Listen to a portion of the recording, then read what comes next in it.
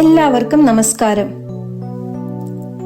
നാം കാണുന്ന സൗന്ദര്യം കണ്ണുകളിൽ മാത്രം ഒതുങ്ങുന്നില്ല.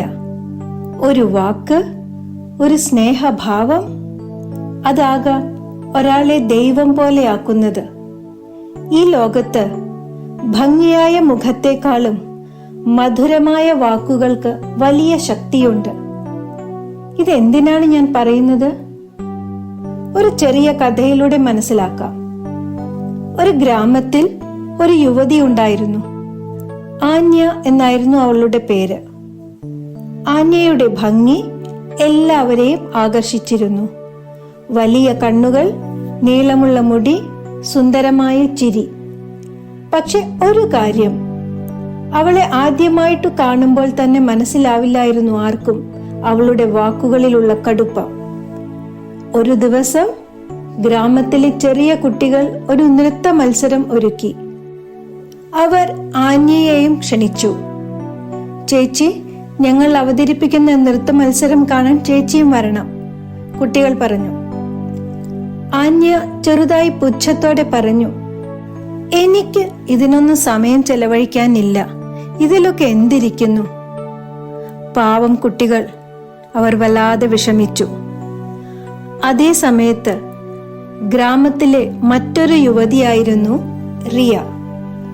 റിയയെ കണ്ടാൽ നമുക്കൊരു പ്രത്യേകതയും തോന്നില്ല. പക്ഷെ അവളുടെ വാക്കുകൾ ഒരു മായാജാലം പോലെ ആയിരുന്നു.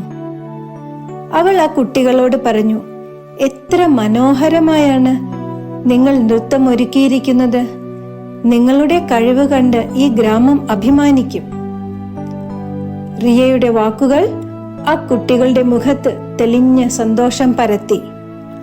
അവിടെയാണ് സത്യത്തിൽ സൗന്ദര്യത്തിന്റെ അടയാളങ്ങൾ വെളിപ്പെടുന്നത്. ആന്യയുടെ ഭംഗി കണ്ണിന് ദൃശ്യമായിരുന്നു, എന്നാൽ റിയയുടെ ഭംഗി ഹൃദയത്തിൽ തങ്ങുന്നതായിരുന്നു.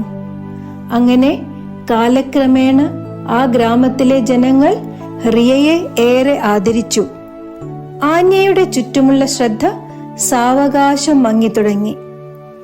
നാം ഓർമ്മിക്കുക, മുഖസൗന്ദര്യം സമയത്തിനൊപ്പം മാറിപ്പോവും. പക്ഷേ മനസ്സിന്റെ സൗന്ദര്യം കാലത്തെയും കടന്നു നീങ്ങും. ഒരു നല്ല വാക്ക്, ഒരു കനിവുള്ള പ്രകടനം, ഒരു സന്തോഷത്തിന്റെ വിധാനം, ഇവയെല്ലാം നാവിൽ നിന്ന് തുടങ്ങുന്നു.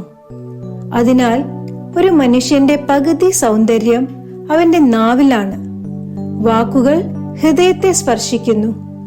സഹാനുഭൂതിയുള്ള വാക്കുകൾ ആയുസ് നിലനിൽക്കുന്ന സൗന്ദര്യം സൃഷ്ടിക്കുന്നു. നന്ദി, നമസ്കാരം.